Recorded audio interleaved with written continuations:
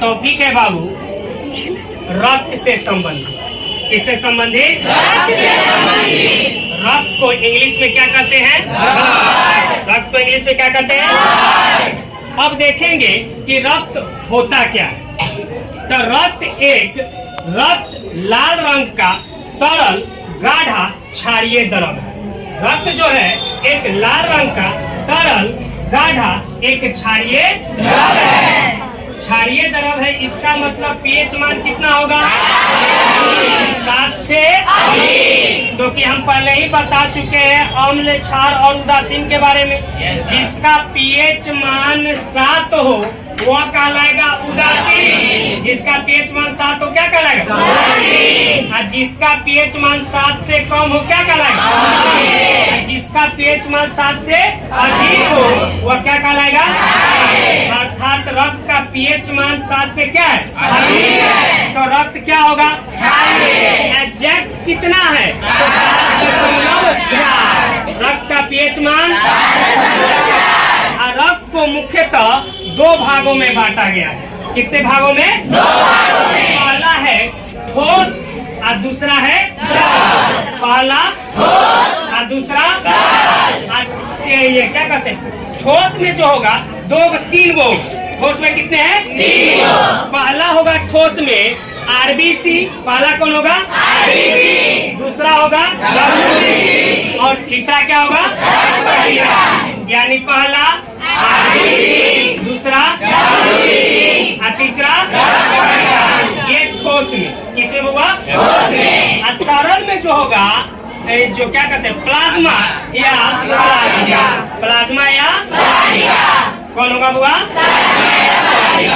अब हम लोग देखेंगे प्लाज्मा या प्लाविका के बारे में। किसके बारे में? प्लाज्मा जो है बुआ ध्यान से सुनेंगे, यह हल्के पीले रंग का। किसका? कैसा बुआ? हल्के पीले रंग का चिपचिपा द्रव होता है। हल्के पीले रंग का चिपचिपा द्रव होता है। प्लाज्मा क्या होता है? हल्के पीले रंग का चिपचिपा द्रव होता है जो आयतन के हिसाब से कितना प्रतिशत? आयतन के हिसाब से यानी ठोस द्रव वाला जो भाग होगा वो कितना %? द्रव वाला 55%। द्रव वाला 55% और ठोस वाला 45%। अब जो 55% प्लाज्मा है उसमें क्या क्या चीज है? तो पहला है बउआ, पहला जो है उसमें करीब जल जो है कितना %? जल कितना %? प्रोटीन है 7%। प्रोटीन 7%। और अकार्बनिक लवण कितना है? 0.9%। अकार्बनिक 0.9%। जबकि ग्लूकोज जो है 0.18%। ग्लूकोज कितना? 0.18%। और वसा है 0.5%। वसा कितना? 0.5%। और शेष जो बच गया है वह कैसा पदार्थ है? कार्बनिक पदार्थ। कैसा पदार्थ है? याद रहेगा शेष कैसे पदार्थ है? अब देखेंगे बउआ प्लाज्मा में उपस्थित प्रोटीन। प्लाज्मा में उपस्थित प्रोटीन है और प्रोटीन से ही बना है कौन बउआ? हीमोग्लोबिन। यानी प्रोटीन का वर्णक है कौन बउआ? हीमोग्लोबिन। प्रोटीन का वर्णक है हीमोग्लोबिन। और वही हीमोग्लोबिन के कारण हमारे शरीर का रक्त जो होता है वह लाल होता है। वही हीमोग्लोबिन के कारण हमारे शरीर का रक्त कैसा होता है? क्वेश्चन आएगा कि हमारे शरीर का रक्त लाल क्यों होता है? इसके कारण हीमोग्लोबिन। या क्वेश्चन आएगा कि बताइए रक्त का मुख्य घटक कौन है? तो हीमोग्लोबिन। रक्त का मुख्य घटक हीमोग्लोबिन। और हीमोग्लोबिन किससे प्राप्त होता है हमें? तो आयरन। हीमोग्लोबिन में क्या पाया जाता है? आयरन। हीमोग्लोबिन में आयरन। और आयरन कहाँ से? हो गया बुआ? फिर से सुनिए, रक्त में पाया जाता है हीमोग्लोबिन जिसके कारण खून लाल होता है। और हीमोग्लोबिन में पाया जाता है आयरन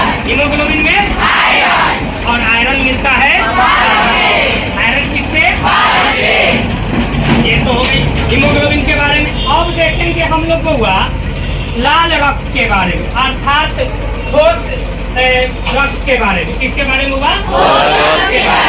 ठोस रक्त कितने प्रकार के? ठोस रक्त कितने प्रकार के?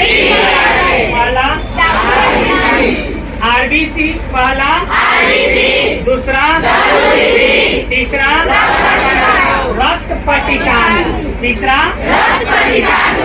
आरबीसी को इंग्लिश में फुल फॉर्म होता है red blood corpus. Red blood RBC का फुल फॉर्म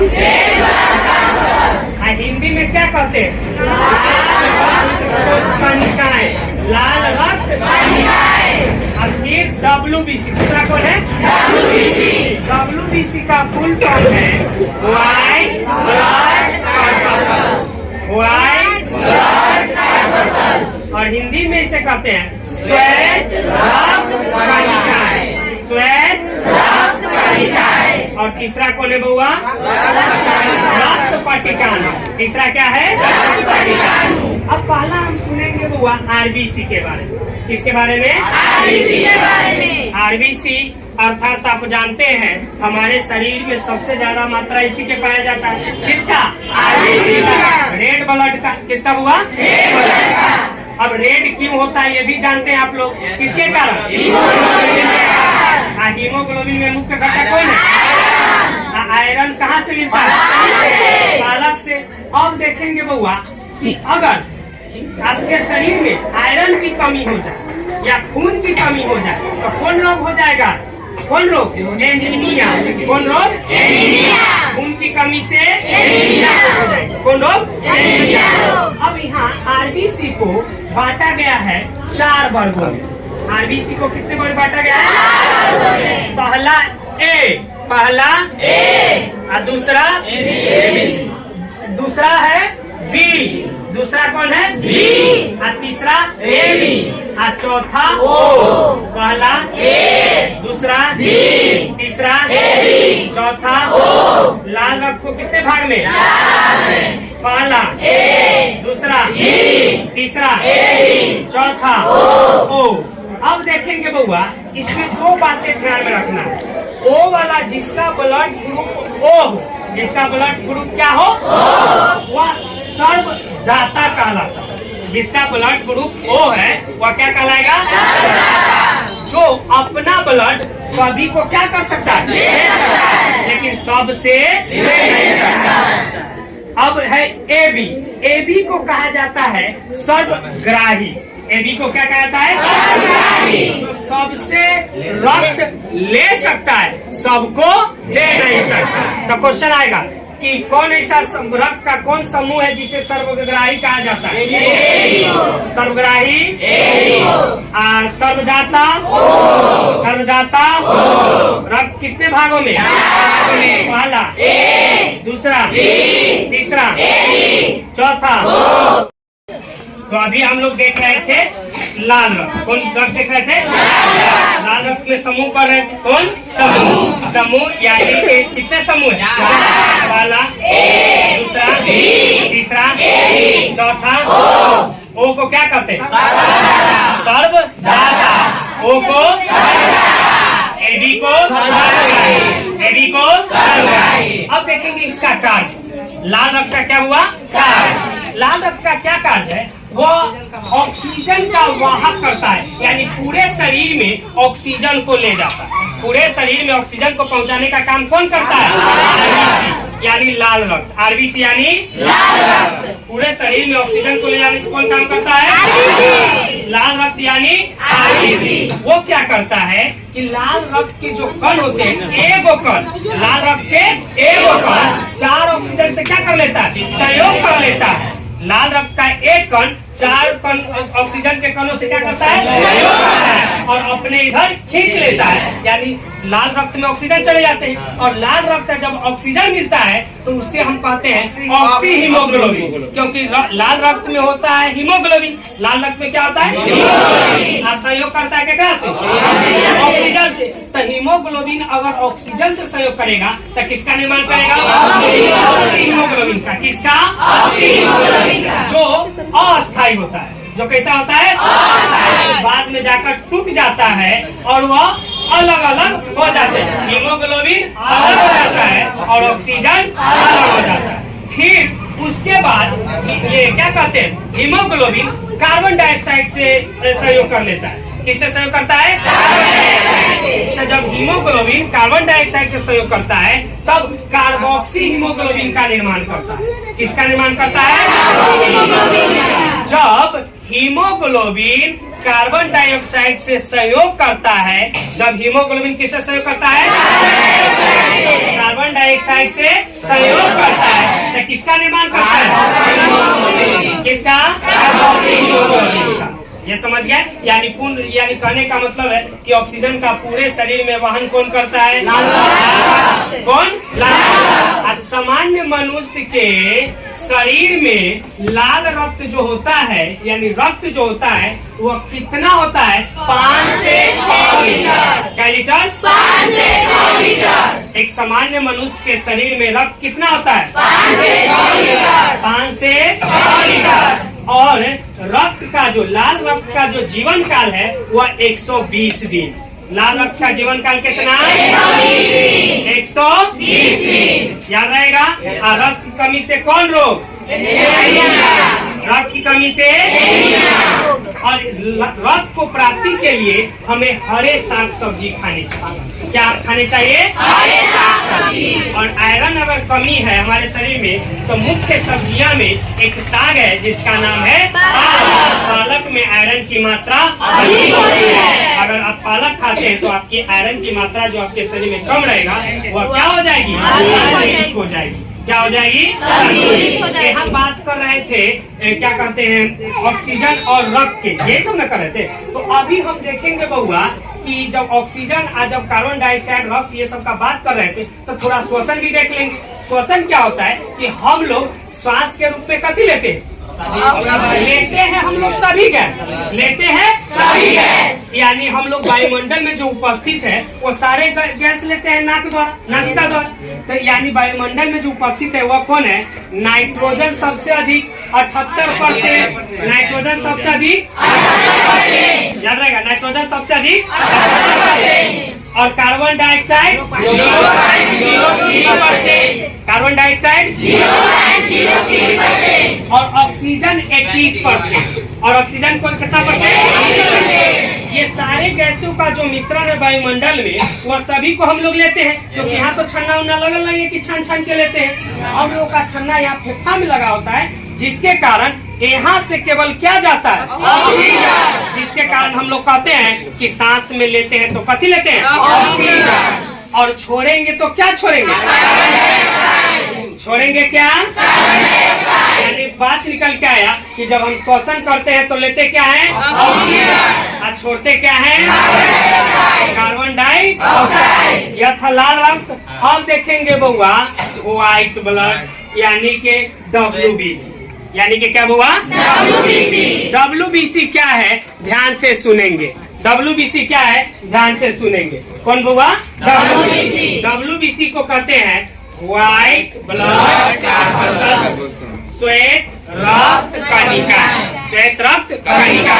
देखो, श्वेत रक्त हमारे शरीर में कम मात्रा में होता है, लेकिन वह रोग रोधी क्षमता उसमें अधिक होता है। किसमें? व्हाइट ब्लड में। यानी रोगों से लड़ने की क्षमता किस ब्लड में? व्हाइट ब्लड में। अगर व्हाइट ब्लड अगर आपके शरीर में कम हो जाएगी तो आपके शरीर में बहुत सारे बीमारियां उत्पन्न हो सकती है। किसकी कमी से? किसकी कमी से? इसीलिए आपको व्हाइट ब्लड को पूर्ति के लिए आपको हरे साग सब्जी, पनीर और या दूध से बने सामग्रियों का सेवन करना चाहिए, ताकि आपका व्हाइट ब्लड आपके शरीर में संतुलन बनाए रहे। इसका जो जीवन काल होता है, व्हाइट ब्लड का जो जीवन काल होता है 3 से 4 दिन। क्या रोज? 3 से 4 दिन। यानी क्या अभी दो को पढ़ लिए, किसको किसको? रेड ब्लड और व्हाइट ब्लड। कौन कौन हुआ? रेड ब्लड और व्हाइट ब्लड। अब पढ़ेंगे हम लोग रक्त पट्टिकाणु। कौन पढ़ेंगे? रक्त पट्टिकाणु। ये बिंबाणु या थ्रोम्बोसाइट कहलाते हैं। ये क्या कहलाते हैं? रक्त पटिकाणु जो होता है यह बिंबाणु या क्या कहलाता है? जो रक्त को थका बनाने में सहायता करता है, जो रक्त को थका बनाने में सहायता करता है। समझ गए बातों को? यानी हम लोगों ने रक्त के पूरी बातों को हम लोग समझ गए हैं। अब हम लोग पूछताछ करते हैं, समझ गए कि कौन कितना कैप्चर किया। तो चलिए खड़े हो जाइए। रितु आप खड़े हो जाइए। आप बताइए पूरे शरीर में रक्त कितना होता है? क्या लीटर सामान्य मनुष्य? 5 से 6 लीटर। बहुत अच्छा, बैठ जाइए। आप सोनू खड़े हो जाइए और बताइए रोग रोधी क्षमता किस ब्लड में होती है? व्हाइट ब्लड में। गुड, बैठ जाइए। आप प्रीति खड़े हो जाइए। बताइए आरबीसी का जीवन काल कितना होता है? 120 दिन। आरबीसी का जीवन काल 120 दिन। आप खड़े हो जाइए। बताइए डब्ल्यूबीसी का जीवन काल कितना होता है? 3 से 4। बैठिए, गुड, बहुत अच्छा। खड़े हो जाइए। आप खड़े हो जाइए। बताइए कि पूरे लाल रक्त को कितने वर्गों में बांटा गया है? 4 वर्गों में। ठीक है, आप बैठ जाइए। 4 वर्गों में बांटा गया। आप खड़े हो जाइए। बताइए 4 वर्गों में जो बांटा गया है उन चारों वर्गों के नाम बताइए। चलिए चारों वर्गों के नाम बताइए। पहला बताइए। यानी कि आपने सही से नहीं सुना है, आपका ध्यान अलग था। ये गलत है, आपको सुनना चाहिए था।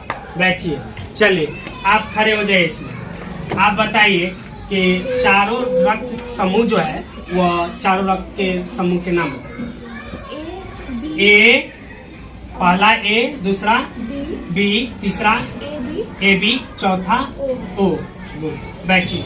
आप खड़े हो जाइए। चलिए आप खड़े हो जाइए। बताइए कि सर्वदाता किसे कहते हैं? ओ को। गुड, बैठ जाइए। आप खड़े हो जाइए। सर्वग्राही किसे कहते हैं? ए बी को। गुड, बैठ जाइए। आप खड़े हो जाइए। वहाँ से संगीता खड़े हो जाइए और बताइए जो लाल रक्त जो होते हैं मनुष्य के शरीर में कितना लीटर होता है? 5 से 6 लीटर। गुड, बैठ जाइए। और चलो तुम खड़ी हो जाओ। बताइए कि लाल रक्त जानते हैं? लाल रक्त को शॉर्ट में इंग्लिश में क्या कहते हैं? शॉर्ट में फुल तीनों क्या है? तो फुल फॉर्म हो गया, उसको शॉर्ट में क्या बोलेंगे? आरबीसी। क्या बोलेंगे? आरबीसी। अब फुल फॉर्म क्या होगा? Red blood corpus. क्या बोलेंगे? Red blood corpus. चलिए बैठ जाइए। आप खड़े हो जाइए। बताइए कि डब्ल्यूबीसी की प्राप्ति हम कैसे कहाँ से करेंगे? डब्ल्यूबीसी की प्राप्ति हरे साग सब्जी से, दूध से बने सामग्रियों से। बैठिए। चलिए आप नीतीश खड़ा हो जाइए और बताइए कि रक्त में क्या पाया जाता है जिसके कारण खून लाल होता है? हीमोग्लोबिन। गुड, बहुत अच्छा, बैठ जाइए। हीमोग्लोबिन का मुख्य घटक कौन होता है? हीमोग्लोबिन का मुख्य घटक बताइए। हीमोग्लोबिन का मुख्य घटक कौन होता है? चलिए आप भी ठीक से पढ़ सुनिए, आप पढ़िए, ऐसे नहीं होगा। चलिए बैठिए। खड़े हो जाइए। आप बताइए हीमोग्लोबिन का मुख्य घटक कौन है? आयरन। हीमोग्लोबिन का मुख्य घटक आयरन। बैठिए। आयरन की प्राप्ति हम कहाँ से करेंगे? आयरन की प्राप्ति हम कहाँ से करेंगे? पालक से। आयरन की प्राप्ति हम पालक से करेंगे। चलिए बैठिए। खड़े पवन। आप बताइए कि रक्त को 2 भागों में बांटा गया है, ठोस और तरल और ठोस, तरल और ठोस। तो बताइए तरल कितना % होगा? गलत, आपने पूरा गलत बोले हैं। चलिए खड़ा होइए। आकाश खड़ा होइए। तरल कितना %? तरल कितना %? रवि किशन खड़े हुए। तरल कितना %? 55%। और ठोस कितना %? 45%। आप लोग कहाँ ध्यान है आप लोग? समझिए, सुनिए, ये बैठिए, गलत बात। चलिए खड़े होइए। चलिए आप खड़े हो जाओ। तुम बताओ कि आप जब सांस लेते हैं तो कथी लेते हैं? ऑक्सीजन। और छोड़ते हैं कार्बन डाइऑक्साइड। गुड, बहुत अच्छा, बैठ जाइए।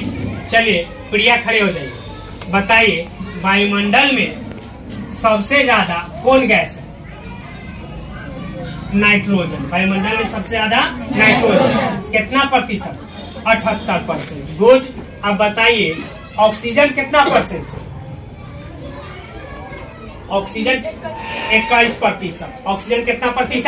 21%। और कार्बन डाइऑक्साइड 0.03%। गुड, बहुत अच्छा। आप खड़े होइए। बताइए कि जब क्या कहते हैं, हीमोग्लोबिन ऑक्सीजन से सहयोग करता है तो किसका निर्माण करता है? Oxy haemoglobin. बैठिए। रोहन, बताइए कि जब कार्बन डाइऑक्साइड और हीमोग्लोबिन सहयोग करता है तो किसका निर्माण करता है? Carboxy haemoglobin. चलिए, तो रक्त का आज सेशन यहीं तक रोकेंगे। आप आशा है कि आप लोगों को रक्त का ये टॉपिक आप लोगों को समझ में आया होगा। जय हिंद।